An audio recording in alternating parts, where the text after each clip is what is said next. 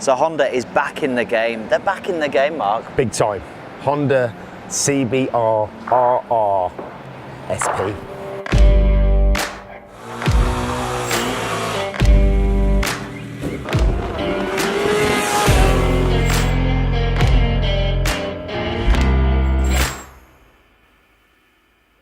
So we were going to get Jonathan Ross in for this review. Yeah, can you imagine? But I found out how many R's were involved in this, and I didn't think it would go down that well on camera.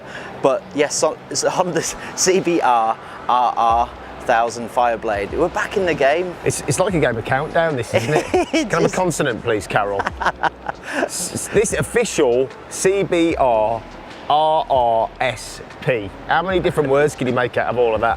Well, what a bike, isn't it? And you know, it's so funny on that name in front. I mean, actually, you know, at Knox we've got, you know, products that need named and stuff, and we've got the Urban Pro at the moment. Imagine next year we're going to call it like the Urban Pro Race, Urban Pro, I don't know, whatever. Well, what happens? They ran out of steam with that one, but yes, it probably justifies it because the CBR is massively iconic. Sports bike. It's the one that changed the market back in the 90s. They're the pioneers of super bikes, right? Yes. Sport bikes. You know, that you go back, like you say, you go back to the 90s. The Fireblade was the bike, right? Was the bike. And I think it's fair to say, in the following years, certainly kind of in the last maybe 5, maybe 10, they've just been a little bit superseded, haven't they? As soon as BMW launched their S1000RR in 2010. So we are going back 9-10 years.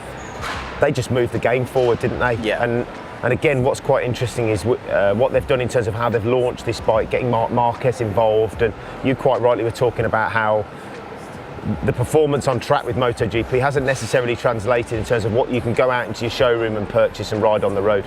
Well, I think there's been a bit of a disparity or a bit of a disconnect, and I'm sure some of the guys at Honda and the dealerships would have been frustrated at that, because on the one hand you've got this massive marketing machine of the MotoGP and the fact that they're winning everything, and Marquez is like, you know, dominating. It's just totally dominating, and then what you can actually purchase on the road, which is the Fireblade, is sort of like behind the pack. Actually, it's probably fallen out of into obscurity, really. You know, it can't win any of the tests because it's not powerful enough. Doesn't have the electronics. Actually, in the real world, it's probably a bloody good bike. And to be honest, but this is last year's one. I considered purchasing one last year because they always look great, and because the dealers can't shift them, there's a whacking finance or great finance available on it, and it'll still be a great. You know, it just didn't have the electronics. I'm not personally massive on electronics, just because. Anyway, that's where I sort of come from. But this new one, you know, talk about, it is bringing all of that prowess from MotoGP back into a bike that is going to be an absolute stonker and probably a class leader, to be fair. The reality is, these super bikes for all the manufacturers, Yamaha, Ducati, BMW, Kawasaki, and Honda are halo products, aren't they? And it is a kind of top trumps battle. If you come to war, you better bring your heaviest hardware. And you're quite right. Unfortunately for Honda, they've just been that half step behind, haven't they? Until now.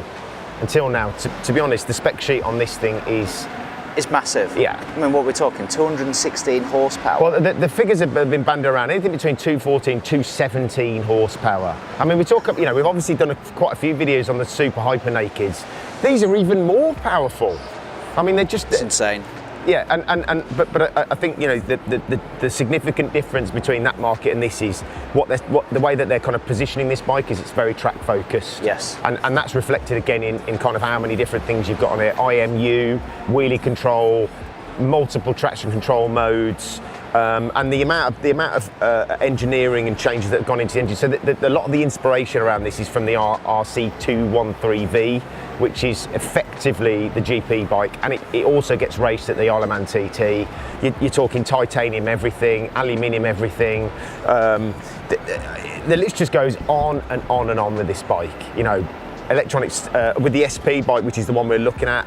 Electronic suspension. It's got improved ride-by-wire, new TFT.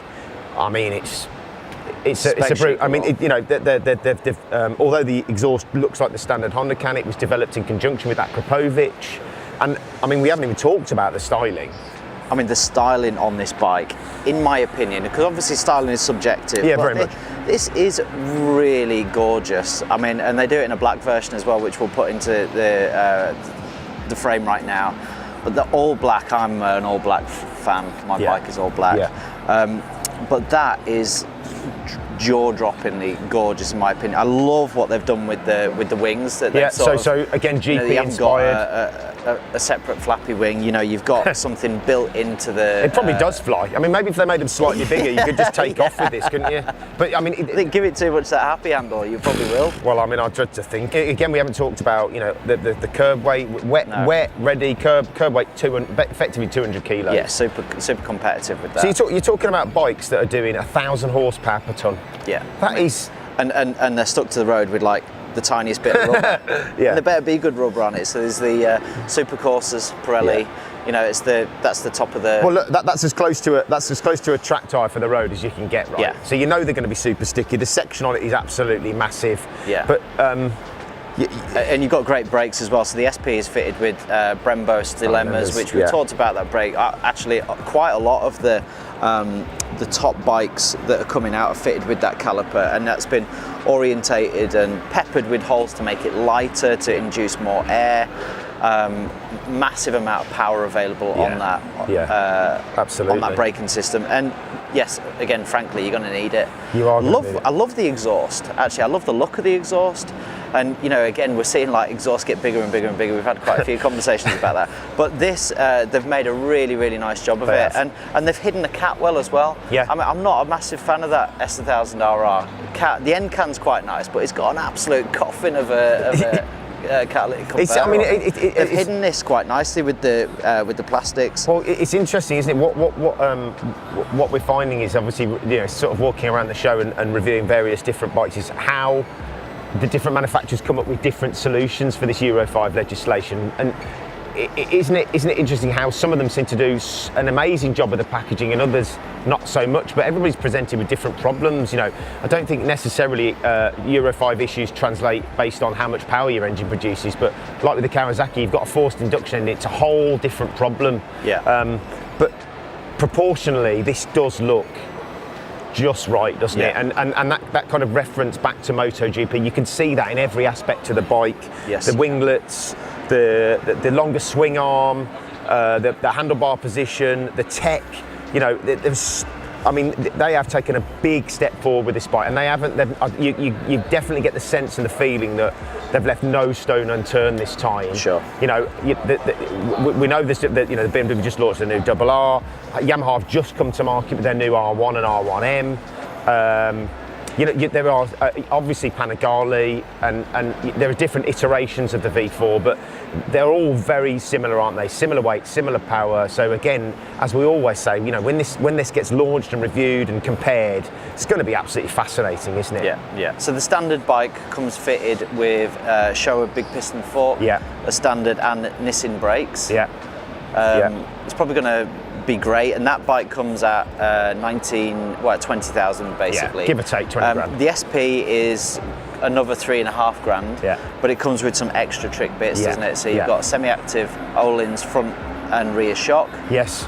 Yeah. Can I refer to my notes, because this is such a lot of spec on this bike. So in conjunction with the hardware, the Öhlins objective-based tuning interface now offers finer suspension adjustment front and rear. 3 individual modes can be set and stored, allowing the riders to configure multiple settings for track, and you can switch it whenever you want whilst you're riding the bike. I mean, that's quite impressive, because you've got, you know, if you are going to take some track, there's a multitude of tracks that you can take. You know, there's some really bumpy tracks that we've got here in the UK. You know, bone shakers, and then you're going to take it out to somewhere like Jerez or something, long sweepers. You know, there's some different setups needed for that, and also for weather conditions, right? Yeah, exactly. So if you go out and it's you know, it's damp or it's bone dry, you are going to want to, you know, you're going to want some more compliance in your bike. So, I mean, you know, this is the thing with this bike, isn't it?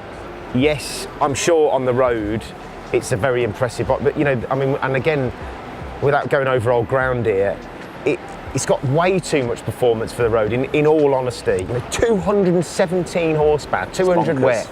You know, the only way you're ever going to be able to extract anything like the full potential of this bike is on track. Yeah. And they're not making any secret of that, are they? I don't think. So that's been our first look at the CBR1000 from Honda, a real game-changing bike. Please like, please comment, please subscribe to the channel too, and we'll see you next time.